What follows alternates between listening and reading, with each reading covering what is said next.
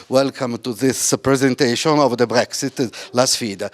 Why it's a challenge? It's a challenge because a lot of people are speaking around this topic, mainly against, somebody not so against the Brexit in Europe and in England. So the discussion today will be very important for us because we would like to understand from a new point of view, if the Brexit is so negative as a lot of journalists wrote in the past, or it's not so negative as new articles about this topic are pushing. Thank you, sir. First of all, thank you to the European School of Economics for this opportunity to share ideas and views. Federico Punzi is an Italian journalist, besides being a dear friend of mine. My name is Daniele Capezzone. I have been chairman of the Industry Committee 2006-2007 and then of the Finance Committee 2013-2014 at the Italian Chamber of Deputies. We have opened an Italian branch of the New Direction Foundation, the cultural institution established in the 80s by Margaret Thatcher, and we are trying also in Italy to spread some classical, liberal and pro-market ideas. What about this book? In Italy, Federico and myself found that the political class, the mainstream media, the so-called experts, the same who had understood nothing of the main political events of the last 3 years, the Trump election, the Brexit referendum, the Italian situation, but these kind of experts have been explaining Brexit in terms of anathema and superstition.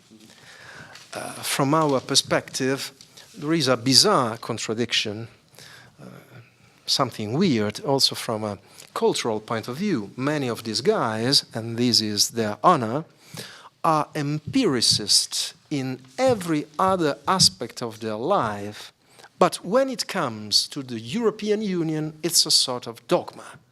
And any other form of alternative thinking is regarded in terms of anathema and superstition. So, Federico and myself tried to put down in black and white the other side of the story. This is not a book of certainties. This is a book of questions and doubts. We have tried to collect opinion and views from many authoritative figures, from the UK to the United States. There are also some Italian guys with nuanced opinions. And we have found two main points, two main things. The first one is that, from a British point of view, Brexit might be, let me underline, might be, an opportunity for our British friends to find once again their true and profound voice as a global superpower capable of attracting resources and investment. This is what they wish. It could happen. Second point, from a European point of view, Federico and myself, and many of the personalities we have interviewed, think that Brexit could trigger a blessed opportunity to trigger once again a European renegotiation among the 27 remaining members about the future EU rules. This is the main point of the book. Our British friends have decided, from my perspective, they were right to do so, that they want to trade freely without amalgamating politically. From our point of view, many European countries should say to the European institutions, okay guys, we want to stay, our destiny is the EU, but we don't want a Franco-German or a Germano-French superstate designed in Berlin and Paris and then imposed to all of us like a sort of straitjacket of uniformity. This interpretation would be a sort of new version of the Warsaw Pact, when there was always a Polish guy or an Eastern German guy forced to burst into a round of applause after the speech of the Russian guy. I don't think that the European Union should be anything of the kind. And the first thing is to reject, from our perspective, the idea, which for Federico and myself would be extremely dangerous, of a Euro area finance secretary with the mission of harmonizing, this is the gentle word I use, our fiscal and economic and legal system. It would be a straitjacket of uniformity from Finland to Portugal. It would be just like providing two people, a very fat guy and a very thin guy with two suits of the same size. That's not a good idea. You have to acknowledge and respect diversity. Diversity is a blessing. We have to work for a European architecture which cares for diversity and takes diversity into account. Before I wind up. Sorry. But do you think that the flat tax can be part of your program, can be part of this new agreement? Well, my main point is you have to choose. If I might, I am a fan of the flat tax system. I like Mr. Laffer and many other things. Okay, I'm ready to answer that. But from my perspective, we have to choose between two different models. On the one hand, there are those who want fiscal and legal homogeneity. On the other hand, there are those, like myself, who prefer a sort of fiscal competition, seeing which model performs better, and letting low tax state and low regulation systems act as a model for high taxes and high regulation systems. If I might, before I wind up, two or three things. The first one, we have tried to put down in black and white three suggestions for this EU renegotiation process. The first one, as I said, is to reject this idea of a Euro area finance secretary triggering fiscal competition. The train of fiscal competition has started all over the world. You may like or not Mr. Trump, but he has cut taxes. Now the top corporate rate in the United States will be 21%. In the UK, it's going to be 20%. It is scheduled to go down to 18%. What are we going to do as Europeans? Do we want our Chancellor and Ministers of the Economy write pathetic letters of complaint about that? Or are we still capable of taking off our coats and run as well? The world is running. We are euphoric in the EU at the prospect of a 2% growth after a decade of full recession. I'd like to remind you that our Eastern Asian friends now take for granted a 6% growth rate. And it's not only a question of Asia, it's also a question of many Anglo-Saxon countries. Think of Australia. They have grown for 27 years without a recession. Think of New Zealand. They have been growing for 24 of the last 25 quarters. So the world is a bit larger than Europe. So that's the first point. Second point, let's try to reject any other loss of sovereignty, and let's try to establish a sort of multi-tiered union in which any member can participate in or abstain from programs that suit or don't suit them, respecting the diversity, as I was saying before. And the third and last point is let's try to pass in as many European countries as possible a sort of, how could we call it, of sovereignty bill stating that European rules may be paramount unless they are overturned by national parliament, echoing what happens in Germany through their constitutional court. It will be a bit bizarre if our German friends were allowed to reject what comes from Brussels, while we should be prevented from doing the same. My favorite option would be to have any national parliament equipped with a sort of red car system to reject some of the things that come from Brussels. So, That's enough for my first round, and then, if I might, I'd like to listen to Federico to answer some questions. Federico, the second part of this speech, please, Federico. Oops. First of all, thank you very much for this great opportunity to present our book in your institution. And why this book? We were shocked by the storytelling the days and the weeks after the vote for Brexit. And also today, the way the process and the troubles of the Brexit talks are reported by the mainstream media and the elites, European elites, is astonishing, is absurd. In our opinion, it would make sense to understand and not to demonize, to ask ourselves what happened. If a nation like Britain, if people like the British people have decided to leave the European Union, maybe there must be something wrong in the European project. This is the question. The British people are 17% of all European citizens. Britain is the 5th economic power of the world, the 2nd economic power of the European Union, and the 1st military power in Europe. So Brexit looks like an amputation for the European Union. Yet, until now, nearly all the debate about Brexit has focused on what Brexit means for the United Kingdom. A disaster, an apocalypse? Probably not.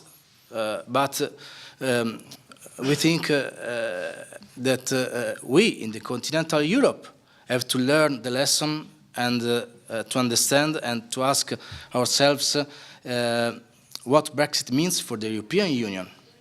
So the key word of our book is challenge, the challenge. Brexit is a challenge for Britain, but also a challenge for the European Union, a challenge for the elites, a challenge for all the West, and a geopolitical challenge. What is the question for Britain? For Britain, the question is, can British economy and the city so dependent on trade and finance can be successful outside the European Union? In our opinion, yes, of course, provided that the British governments remain committed to sensible and free market-oriented policies. Here is the challenge for Britain.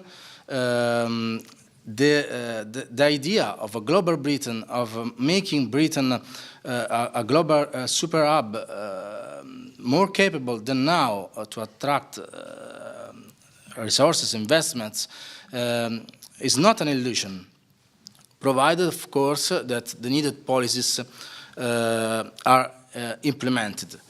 But Brexit means leaving both customs union and the single market, but also the jurisdiction of European Court of Justice. But Britain could reach a set of bilateral free trade agreements also with the European Union. If not, Britain will simply trade with the European Union on WTO terms. Just as most of the rest of the world trades with the European Union, and just as Britain already trades with most of the rest of the world. But as I said, Brexit is a challenge not only for Britain, also for the European Union. And how did the European elites react to Brexit? No matters, worse for them, even better for us. Outside an Eurosceptic member, we can go straight ahead with our own way. No need for change. Our answer is very different.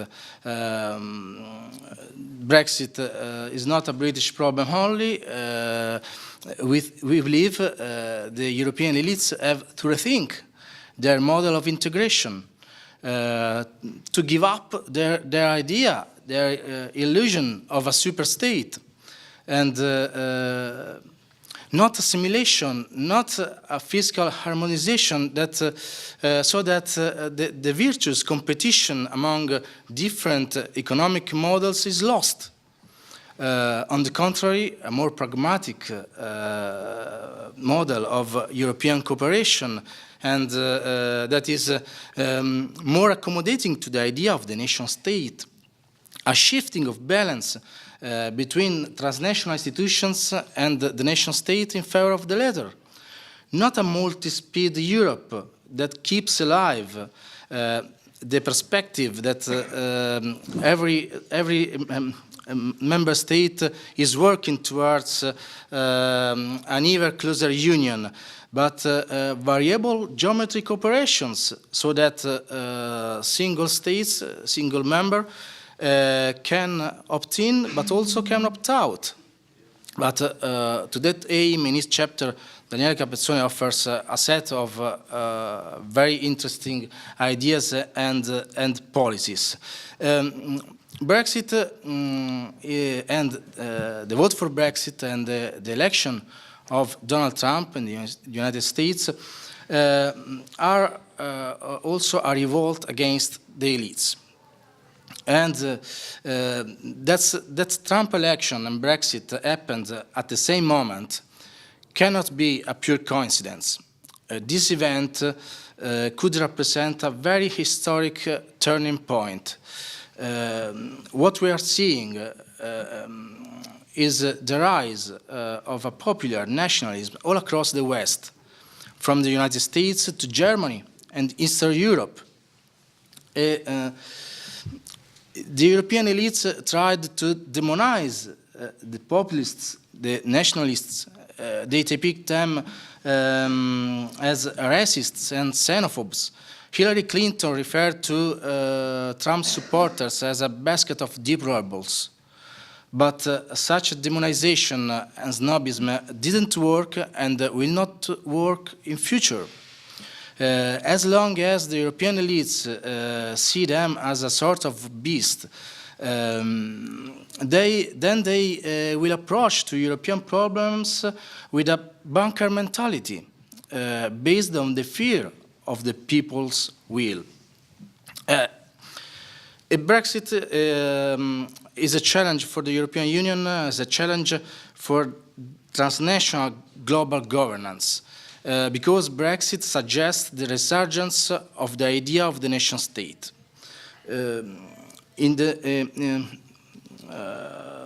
Since nearly 2 decades, we have been told that globalization and the European project would have caused the crisis and the overcoming of the nation state. In fact, transnational economic actors and processes have eroded many powers of the nation states. But meanwhile, many limits of globalization and of European project have emerged, so that the voters on both sides of Atlantic have begun to ask their national governments to take back control. So, to date, the nation state is well alive, and the borders still exist. The European elites believe the vote for Brexit and the election of Donald Trump are a serious threat to Europe because they see them as a resurgence of the nationalisms of the 1930s. But the view that nation state is a form of bigotry, leading inevitably to fascism, is overall simplistic. Yes, we have to remain vigilant, of course, against its excess. But the vote for Brexit is a stunning proof that transnationalism too can overreach. And we can't forget that the achievement of political freedom is historically and intimately bound up with the rise of the nations in Europe in the modern age. But European, the American elites seem to ignore this particular feature of Western civilization, of Western history. But it was British and American nationalism that saved Europe from Nazism, from Soviet communism in the last century. And that same nationalism today could revitalize the European project, which is failing in part because it lacks democratic legitimacy. Today in the world, we see nations without democracy, but no working democracies without the nation state. In conclusion, Brexit is also a challenge for all the West. If the idea of a strong and deep partnership outlined by the British Prime Minister Theresa May is rejected by the European Union, then the Brexit process could become much more protracted and expensive than the worst divorce. The risk is a schism, a deeper and strategic divide within the West. Without the Britain's counterweight, Germany will probably become even more dominant in Europe than now. And we would have to deal with a new German question. If Germany, like Russia and China, will prove to be more a challenger than an asset for the Western political and economic order. The United States were thinking about a European Germany, not a German Europe, when they supported the unification process in the context of European integration in 1990. Brexit and a new German question could make deeper and more strategic the divisions that already exist within the West. But the West can't afford such a schism before the big challenges we have in our present and future time. Thank you all for your attention.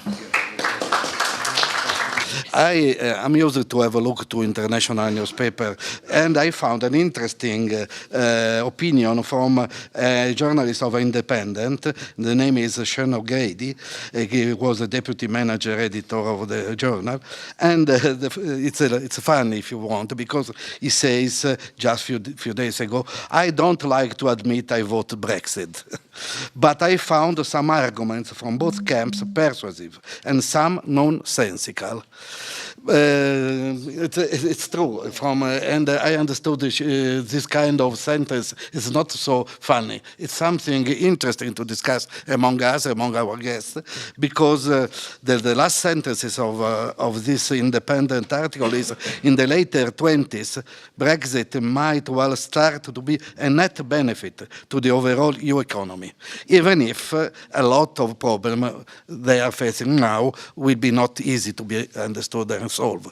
So what do you think about, from the point of view of English people, do they are able to change the negative opinion that Europeans have, or it's question to find out new agreements among us? Of course, it's not easy for me to understand what's the British mood and the British point of view. I can only make some, yes.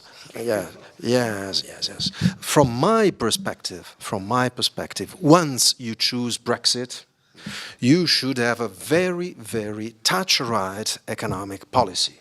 You shouldn't be too cautious. In ordinary times, being cautious and prudent for a Chancellor of the Exchequer, for a Prime Minister, is something good. Sometimes in extraordinary times like that, perhaps it's not a blessing but a curse. And in my opinion, our British friends need a sort of, how can I say,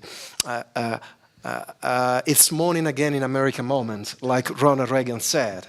A shock tax cut, a shock spending cut, something break to show that they are turning over a new leaf. Cutting taxes, cutting regulation. And if I might, I have been talking about taxes in the first round. Let me talk now about regulation, the EU regulation, which is the other beast from the British perspective. Okay? Yeah. Okay. Well, Ronald Reagan couldn't do that, couldn't know that, but his famous 3 lines, which I'm going to quote in a minute, describe better than any other quotation the mindset of the EU regulators. Reagan was talking about the mindset of the statist, of the protectionist, and he said, if something moves, tax it. If it goes on moving, regulate it. If it finally stops moving, subsidize it. That's the mindset of the statist, according to Reagan. Well, he couldn't know that, but this is exactly how the Brussels guys perceive things. To us, if something is not regulated, it's free. To them, if something is not regulated, it's illegal. It's dangerous. And it's not a joke. Okay, you are here to study, some of you, law, other economics, other management, and so on. That's right? Okay. Well, you know very well that the famous Russian novel War and Peace by Tolstoy is 1,200 pages long. Well, the last agreement between the EU and Canada is 1,600 pages long. But it's only silver medal. This week there has been the gold medal. All times, any Olympic Games of red tape. Last week, the European Union released a new regulation about financial markets called MiFID II. Well, 7,000 pages. 7,000 pages. 6 times War and Peace by Tolstoy. Of course, their purpose was good, to regulate, to prevent market abuse, and so on. But let me make some examples. You know many things about economy, management, and so on. Well, only last year, only January 2017, 31 days, in the Eurozone, there have been 143 million transactions involving company shares. I'm only talking about company shares and transactions related to that. Well, now, from now on, according to MiFID II, any trading firm, for each of that transactions, for each of that 156 million transaction, for any transaction, they should retain and store 65 types of data and retain and store them for 5 years. And the same for the record of any phone call, chat, email, and conversation refer to each of that 156 million transactions. And another prescription for the transactions involving bonds, for the transactions involving financial derivatives, or for the transactions involving other financial instruments. And in future, Bitcoins also. Well, that's totally mad, as you can. That's mad, not only for the practical consequences of that, but also for the philosophy that's behind that. Our priority as Europeans has become not to boost the economy, incredible as it may seem, not to let legitimate markets grow, but to prevent market abuse, to create a sort of steeplechase, as the many derbies in the United Kingdom, when there is the jump, the water jump, and the poor horse risks every moment to fall together with the jockey. That's simply absurd. That's simply absurd. And let's come back to the big picture. dear students and dear friends, there was a speech which was written and delivered 29 years ago, but if you Google it tonight, it seems to have been written 29 minutes ago. It was delivered in Bruges, in Belgium, by Mrs. Thatcher in 1988. It's the famous Bruges speech, in which she explained her vision about, at the time, the European Commission. And she got to the core of the problem. And 29 years later, it's just the same situation. She said, we are mixing up the means with the purposes. We Europeans are considering the community, the European Union, as an end in itself. We consider the European Union as a sort of institutional tool to be modified in accordance with some abstract and intellectual concept, and we forget the political will and courage to carry out real reforms. The European Union shouldn't be an end in itself. It shouldn't be a purpose in itself. It should be a means by which you deliver prosperity and security for our people. That's the main point, and I strongly advise you to adopt this perspective and this point of view to consider things. Thank you. And one last thing Federico was saying in his excellent speech. One point, please. I'd like to underline it once again. You may like the UK or not, but numbers are severe and objective. In the last 5 years, the UK has created more jobs than the other 27 countries put together. Only London produces 1,000 jobs every day, and the time to get a job is 3 days. So, who's wrong? Thank you. Thank you. Do you want to speak again for a little bit? Okay. Prego. Please, Federico. Yeah. So, from a British point of view, we were not pro-leave, and we didn't wish Brexit, but we were not surprised by the polls results because. And we didn't feel outraged by the vote because we were aware of the long-time British attitude towards European project. That is well described in the first sentence of the first contribution in our book by member of our European Parliament, Dan Hannan. The British people always wanted a common market, not a common government. The European project turned itself in something quite different from what it was when the British people decided to join in 1972. From the European Economic Community, an economic cooperation of sovereign nations for a broad free trade zone, to a political project designed to create a political union. In 1992, with the Maastricht Treaty, the European Economic Community changed its name into European Union, and it's quite different.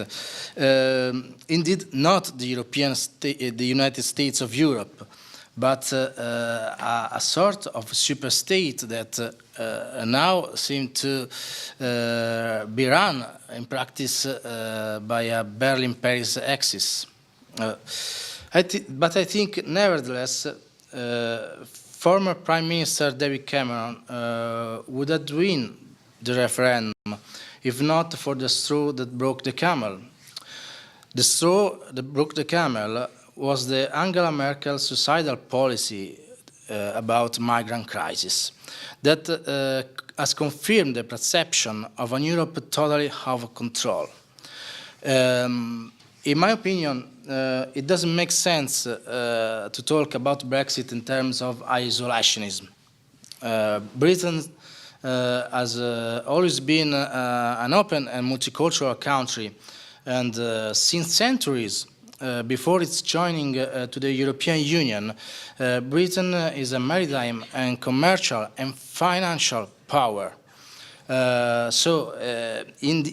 his interview for our book, Lord Nigel Lawson reminds us that partly because its history, Britain as a global rather than a purely European perspective. That is not at all isolationism.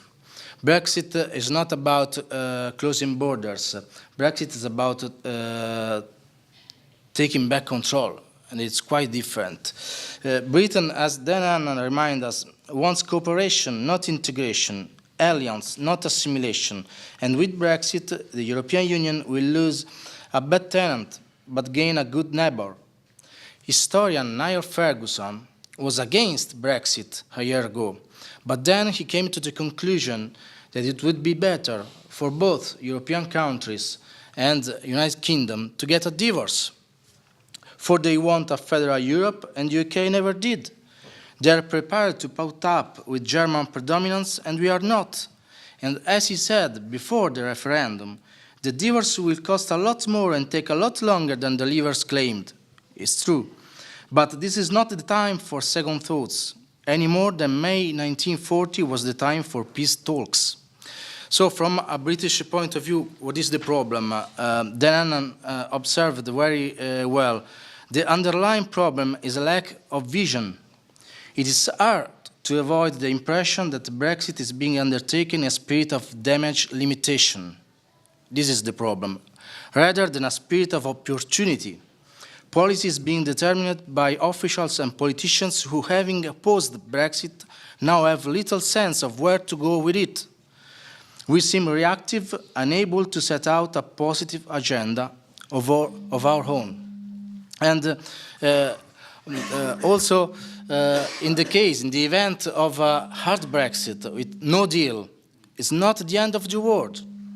In a recent interview for The Telegraph, the chief of the World Trade Organization, Roberto Azevedo, said that it's not the end of the world if the UK trades under WTO rules with the European Union. About half of the British trade is already on WTO terms with the United States, China, and several large emerging nations where the European Union doesn't have trade agreements. Yes, of course, there could be rigidities and costs, but it's not like trade between the UK and the European Union is going to stop. There will be an impact, but I suppose it is perfectly manageable. After Brexit, Britain can be more flexible in its approach and quicker to react within WTO, as you don't have to coordinate with all the other members of the European Union. You will lose the weight of the European market, but the United Kingdom is by no standards a minor economy or a minor player in the multilateral system. So that. Thank you very much. Since what I understood from your speech is that we are living in a society which is unevolving, because we were there before than now. So the latest 30 years that we are living in should be teaching us that the sovereignty and the nationalism were much better, even for a form of competition, because competition is providing ideas. Competition is providing evolution, is providing evolution in terms of nations and in terms of companies, in terms of business. So don't you think that the Brexit is a challenge not only in terms of sovereignty, but in terms of economical independence? Because I guess the main issue, the main trouble for the European community is the power of money printing. So it's how the problem for the Brexit, from what I think, is that the issue is in the Central Bank of Europe. And how do they print their money? How do they print money? They control the state across the debt. Is it, in your opinion, or not? Is this the main cause for you? Shall I answer? Sì, sì. Yes.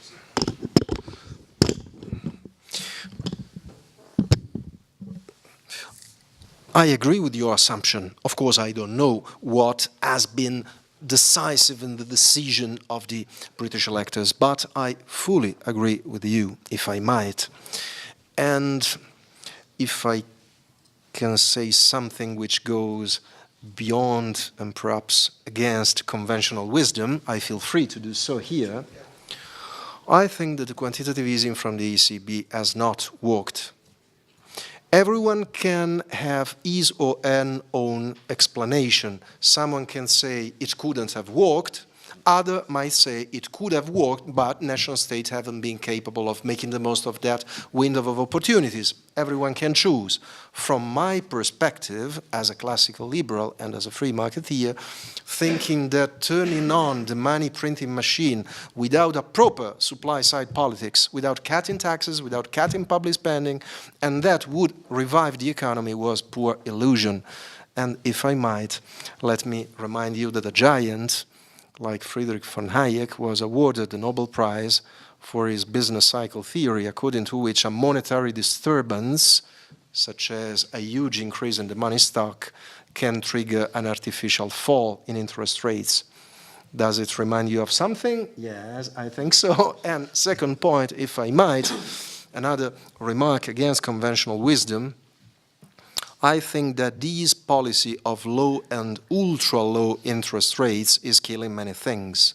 On the one hand, it is killing the profitability of banks.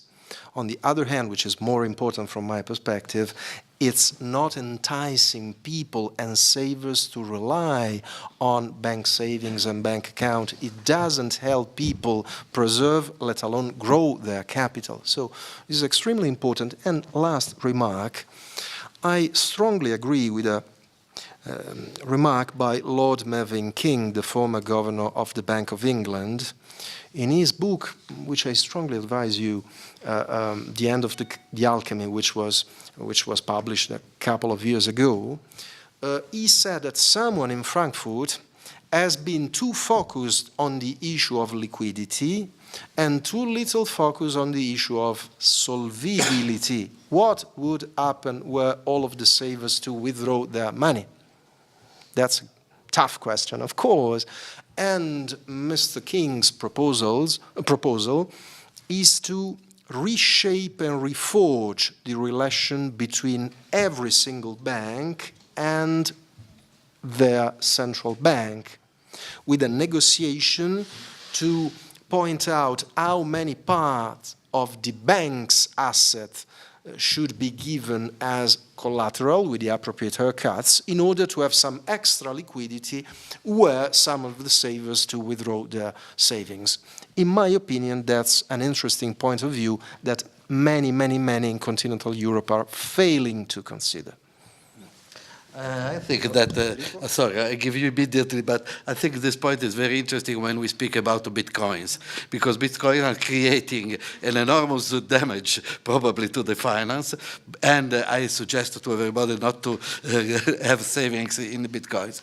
But it's opening an interesting point, that is, how much the liquidity, the traditional liquidity, will help our world. But I don't want to open into discussion.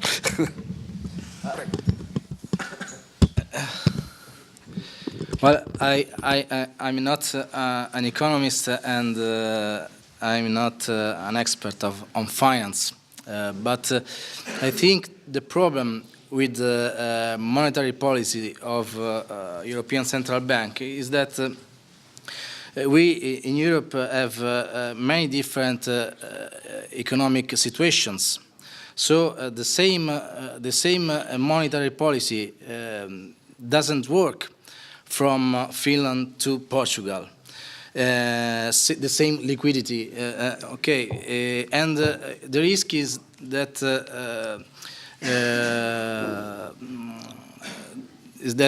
if the purpose is the harmonization, you have instead to that you boost the difference. Okay, I would to answer also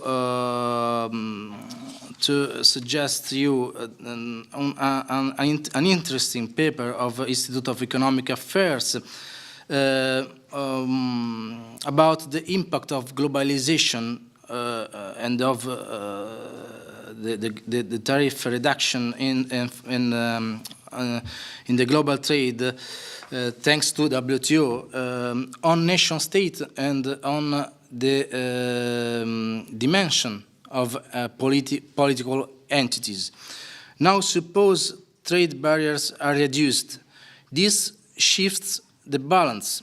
It is now possible for people to be part of the same economic area without having to be part of the same political entity.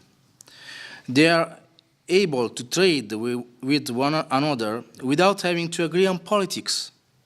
This means the economic benefits of large markets can now be reaped without incurring the political cost of unity. Consequently, the optimal size of a political entity falls. This is an exact reversal of the conventional wisdom for European Union federalism, which shows that globalization makes larger political entities necessary. On the contrary, it is the very globalization that makes smaller political entities viable. Thank you. Any other question? Mr. Danna, do you want to ask something?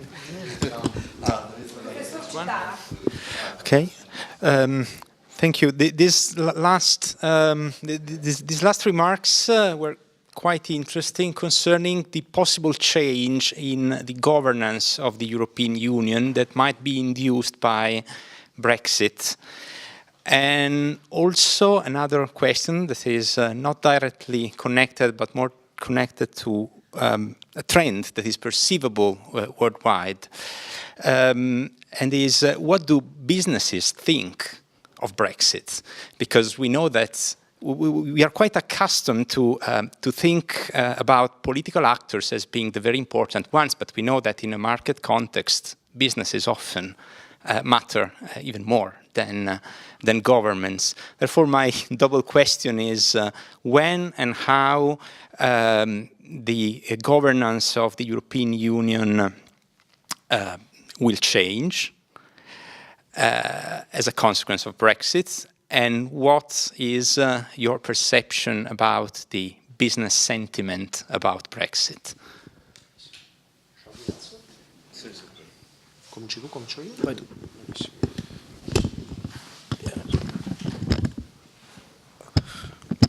Thank you, sir.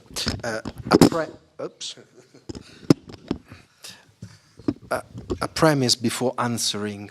I have quoted before Lord Mervyn King, and I agree with another of his remarks. Lord Mervyn King, when was governor of the Bank of England, was often summoned by parliamentary committees, and he was asked to make predictions, and he never answered. He always said, guys, I'm not a fortune teller, I don't have a crystal ball at hand, the only thing I can do together with you is a sort of coping strategy, outline scenarios, and get ready for each scenario. So please accept this form of negotiation between ourselves. I think so. We cannot make predictions, but I see three elements which might, I hope not, but might trigger to a future crisis. If you have, on the one hand, a feeble growth, if you have low and ultra-low interest rates and high sovereign debt, I don't know what may act as a trigger, but a future crisis is possible. First point. Second point, I think that in the European Union there is too strong a constituency for the status quo. While we should prepare different scenarios and some backup plans, we shouldn't think that what hasn't worked so well till now might be working in the future for some mysterious reason. So that's why I strongly advise to consider living this standard of homogeneity and accepting this idea of a multi-tiered union, of fiscal competition, and a sort of red card system for every nation state. The second part of your question, many prophets of doom before the Brexit referendum predicted that all of the business of the EU business based in London would leave. Of course, nothing of the kind has happened. I think that we will witness a triumph of economic realism over political vanity. So London will remain a fundamental hub and super hub. In my opinion, were they to cut taxes and regulation even more, they would attract even more investment in this global race for high-skilled talent and investment and resources. I think that our British friends are likely to show that they are not going to retain investment. They are going to steal even more investment from Brussels. And perhaps the Brussels guy will understood. As you know, the Brussels guys see the light only when they feel the heat. That's one of the points. One last thing from my perspective. I think that many left-wing and unfortunately also right-wing politicians are in favor of a larger and greater role of the state. They are talking about industrial strategy, they are talking about how the state or the superstate should take an assertive position in the economy, being not only an enabler but also a player. I don't think so. I think that we need, if I might, an industrial strategy from a libertarian point of view. So not a traditional industrial strategy. We only have to cut taxes, to cut regulation, to create an entrepreneur-friendly environment which entices resources and investment to arrive, to land in our airports. This is my point of view. Otherwise, I think that as the world is larger than Europe, many will choose other countries, other airports with lower taxes, lower regulation, and a more friendly place to establish a business. And let me tell you that the most important Jobs Act is a vibrant economy. If the entrepreneur understands that the economy is going to go well for 5-10 years, he is enticed to hire more people. You don't have to pour sand into the gears of the job-creating machine. That's what our British friends are doing, luckily for them. That's what we are not doing for such a long time, I think so. Well, Italy is not in an easy position. Of course, all of the coalition, right-wing, left-wing coalition, okay, have their share of responsibilities, that's clear. But we have a difficult patient, the third largest sovereign debt in the world. Next year, while our politicians are talking about, I don't understand what, next year, Italy will have to renew our government bonds for 400 billion euros. We will have to pay in interest 70 billion euros. Were the rates to rise, as it absolutely reasonable, it could happen, for example, by 1%, our interest bill will go up from 70 billion euros to 90-something billion Europe. No one is talking about that. So, from my perspective, unfortunately for us, Italy is not in a position to get out of the Eurozone.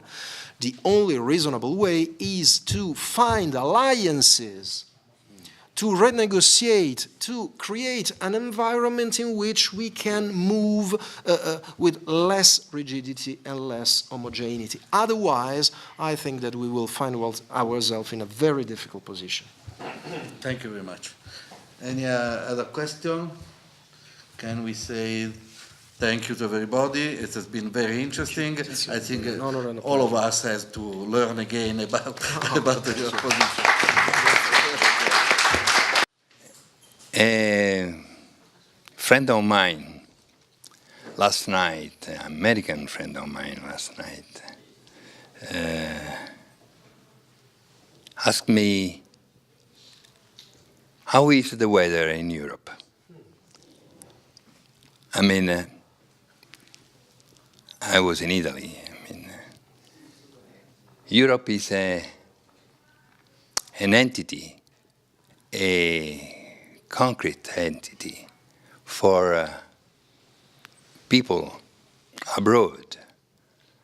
And it is not pragmatic, a real entity for us Europeans.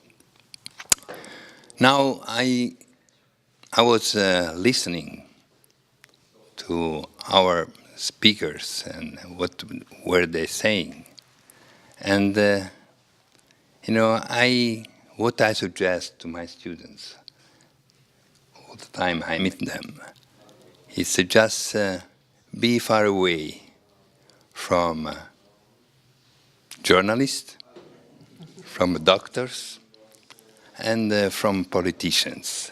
Not any offense. And you know, this is you know, there are people who get so much involved in that environments. They become victims of their own love, because you have to love your politics. And I tell you that I suggest to my students to see politics and economics and the external world as something that is just a projection of our inner states, inner world. Then whatever happens outside ourselves, it is impossible to try to change something. It is almost impossible, you know. Politicians, they just try to belong to left wing, to right wing, the central, but they never will change anything in the world. The only one who can change events and circumstances is you yourself, the individual, indivisible. If you arrive to meet that inner treasure, which is integrity, which belongs to you, and not to anybody, it is an inner uniqueness, an inner originality that when it comes out, you really change the world. Thank you very much. And thank you.